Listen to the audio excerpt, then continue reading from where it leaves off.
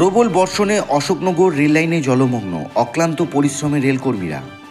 অবিরাম বৃষ্টিতে অশোকনগর ও তার পার্শ্ববর্তী বিভিন্ন জায়গায় জলমগ্ন হয়ে পড়েছে। রাস্তাঘাট প্রায় ফাঁকা, গুটি কয়েক মানুষ জরুরি প্রয়োজনে বাইরে বেরিয়েছেন। এই প্রাকৃতিক দুর্যোগে অশোকনগর রোড স্টেশনের 2 নম্বর লাইনে জল জমে পড়ে বড় রকম অসুবিধার আশঙ্কা তৈরি হয়। তবে এই পরিস্থিতিতে নজর কেড়েছেন রেলকর্মীরা। অতিবৃষ্টির মধ্যেও তারা নিজেদের দায়িত্ব পালন করে চলেছেন একান্ত নিষ্ঠা ও তৎপরতার সঙ্গে।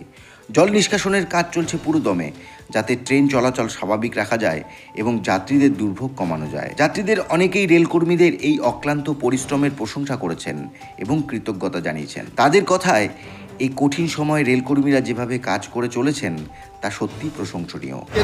বৃষ্টিটা এটা একটা প্রাকৃতিক বিপর্যয়। এই বিপর্যয়টাকে আমাদের ভারতীয় রেল যেভাবে আমাদেরকে আমাদের গন্তব্যস্থলে পৌঁছানোর জন্য যে পরিমাণে অক্লান্ত পরিশ্রম করছে, তাতে ভারতীয় রেলকে সত্যি আমরা কুর্নিশ জানাই। কারণ আমরা গঙ্গা থেকে আসছি, আমরা দেখলাম রাস্তায় অশোকনগর স্টেশনে যে পরিমাণে জল নিষ্কাশনের জন্য যে পরিশ্রম করছে তারা, সত্যি তাদের প্রশংসার যোগ্য তারা। প্রাকৃতিক দুর্যোগ সত্ত্বেও রেল পরিষেবা সচল রাখার এই প্রচেষ্টা নিঃসন্দেহে এক উল্লেখযোগ্য দৃষ্টান্ত। অশোকনগর থেকে প্রদীপ ব্যানার্জির রিপোর্ট, এই খবরন।